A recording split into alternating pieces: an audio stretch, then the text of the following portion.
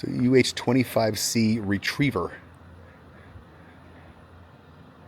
So I believe that we saw this same helicopter in a much poorer configuration on the stern of the USS Iowa in Los Angeles. So it's nice to see a more restored version here, because that is pretty.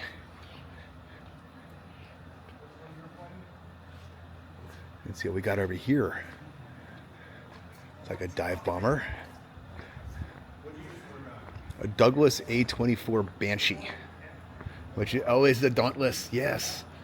So the A-24 Banshee was the Army version of the SBD Dauntless, which you may remember from the movie Midway, as these were the planes that destroyed the Japanese aircraft carriers with their dive bombing.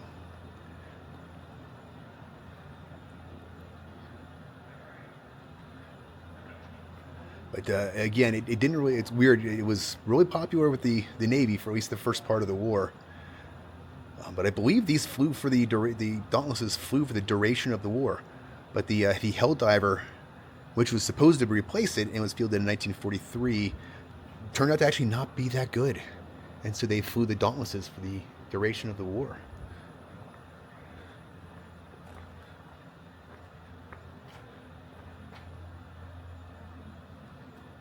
Okay, here we have an early F-4F Wildcat.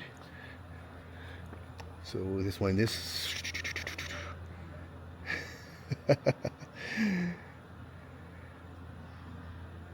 okay, so one of the Navy's largest training centers was located near Chicago. They converted 2 paddle wheel steamers on the Great Lakes into aircraft carriers. They're called the USS Wolverine and the Sable. So they would fly out and let pilots practice landing. So the combination of new pilots and the dangerous activity of landing on a moving ship resulted in a lot of aircraft littering the bottom of southern Lake Michigan. Unfortunately for historians, Lake Michigan has a perfect combination of depth, cold, and fresh water to preserve these aircraft.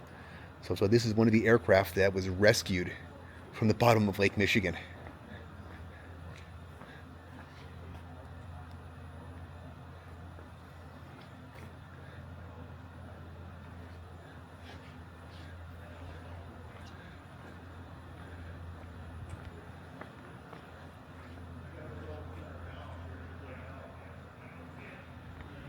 And then we have the B-29. This monster.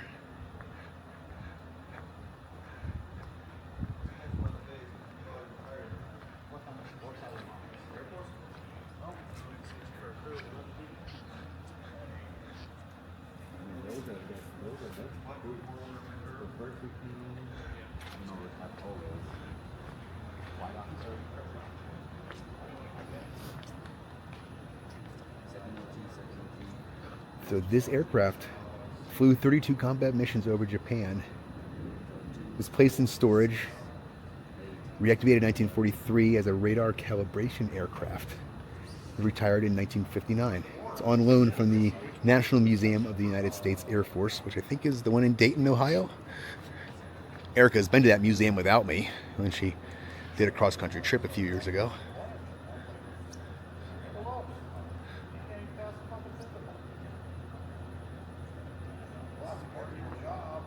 All right, so we're going to check out the bomb bay here.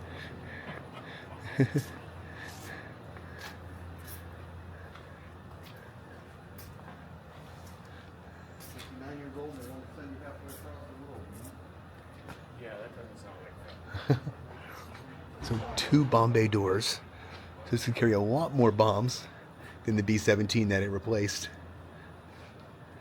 Fun fact, the turrets on this were all remote operated.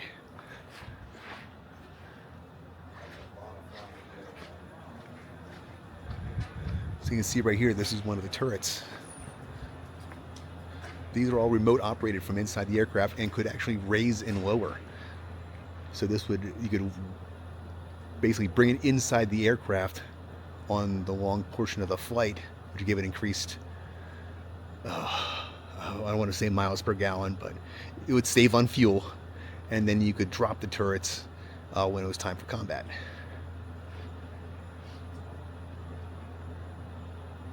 Okay, and here we have some Japanese aircraft. The Tsurugi. Let's see what it says here.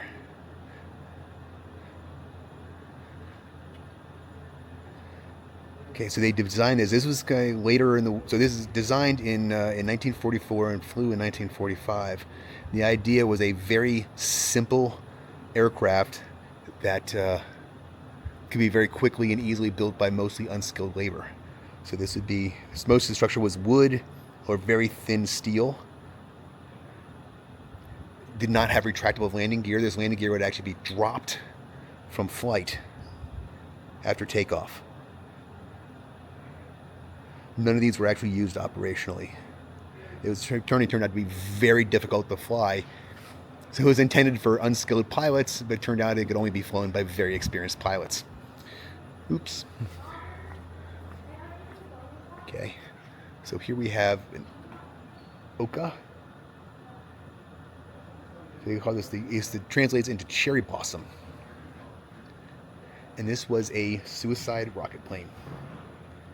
Had a 2,600 pound bomb and a single pilot. It would be carried by a larger aircraft, generally a G4M Betty bomber, to about 20 miles from its target, at which point it would be dropped. The rockets would ignite and accelerate it to 600 miles an hour, and the pilot would dive it into its target.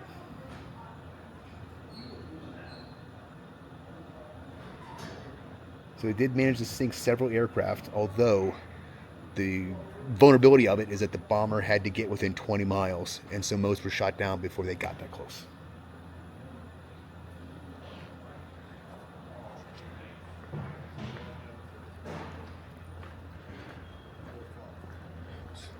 So a P-63 King Cobra.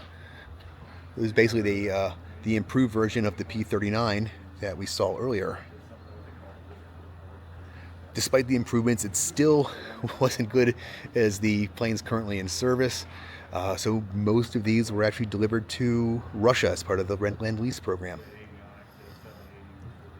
After the war, many of these were actually used in Vietnam by the French.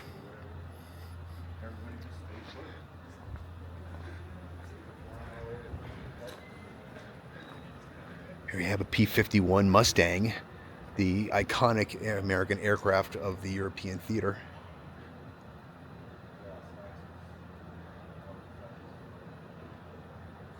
It was actually a crap plane until it married up with a British Rolls-Royce engine, and then it became a truly amazing aircraft.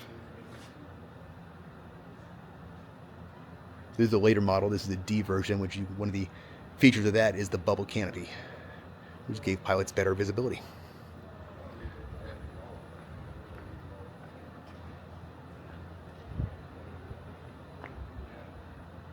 Okay, so this is pretty cool.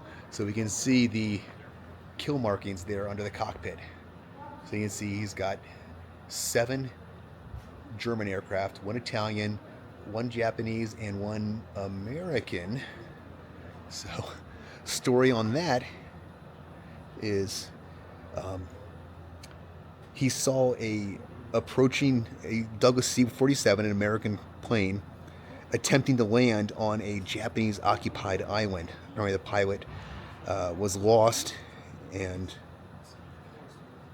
was trying to land on a Japanese occupied runway.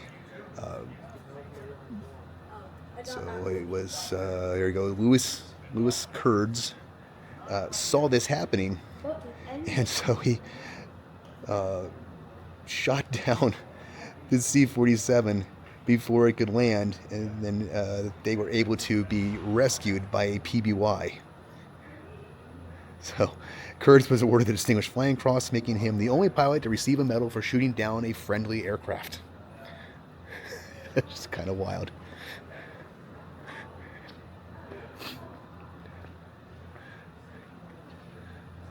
Oh, what a gorgeous airplane.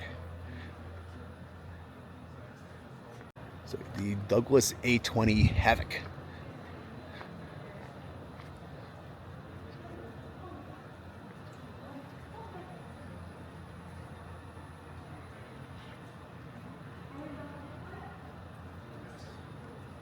So this aircraft was shot down in 1944, or is damaged. They were able to crash land into a swamp.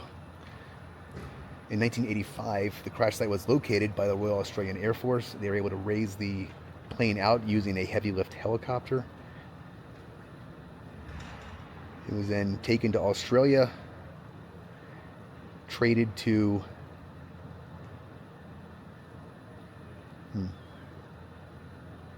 traded to an Australian museum and then purchased in 2017. I'm assuming by this museum. It doesn't specifically say. But look at this nose. 650 caliber machine guns in the nose. So we have a little article about the nose art. So I don't know what's up with this dude. So this is very unique to the 89th Bomb Squadron. So the 89th Bomb Squadron had a tradition. They would do caricatures of pilots that were assigned to the squadron.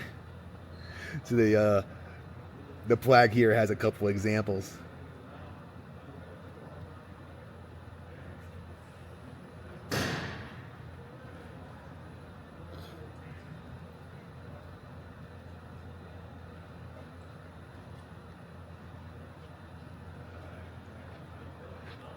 Apparently the name of this aircraft is a little racist, which is why they chose to leave it off.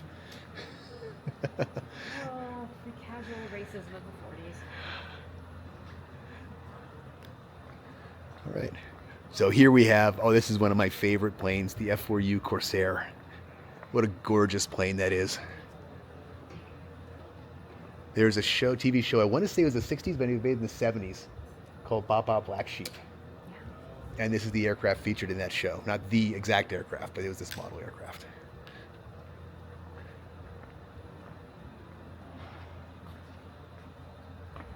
So this is used delivered in August 1945, so right at the end of the war.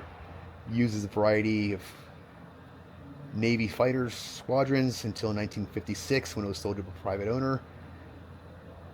Sold to the Marine Corps Heritage Program and then loaned to Pima Air and Space Museum in 1979.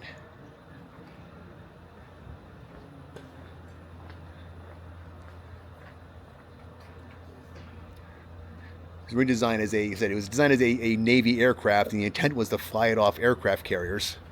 But the propeller made it difficult, the size of the propeller, because their whole thing was to make it a really big engine and a really big propeller. And it made it very difficult for pilots to see forward while landing, which made it, they still operated off the aircraft carriers, but it wasn't optimal. As a matter of fact, the shape, you can see the gull wing, it was designed that way because of the size of the propeller. They had to be able to basically squat the wing to be able to manage the massive propeller on it.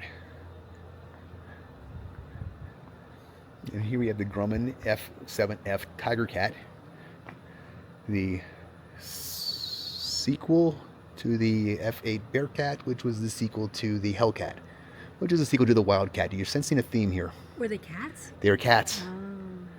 Grumman liked to name a lot of their planes after cats. Tomcat. It was a whole thing. So built and designed during World War II, but it was not fielded until just afterwards. Although it flew very well in Korea. They were a very successful night fighter and ground attack aircraft during Korea. And then really popular for use in battling forest fires afterwards. As a matter of fact, many of these water bomber Tiger Cats flew well into the 1970s.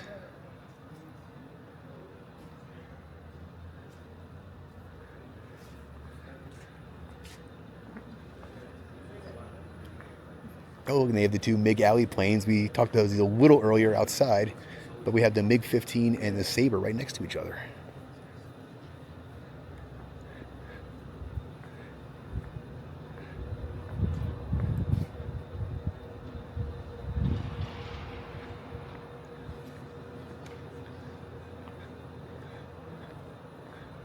Joyous Joyce. That's a pretty airplane too.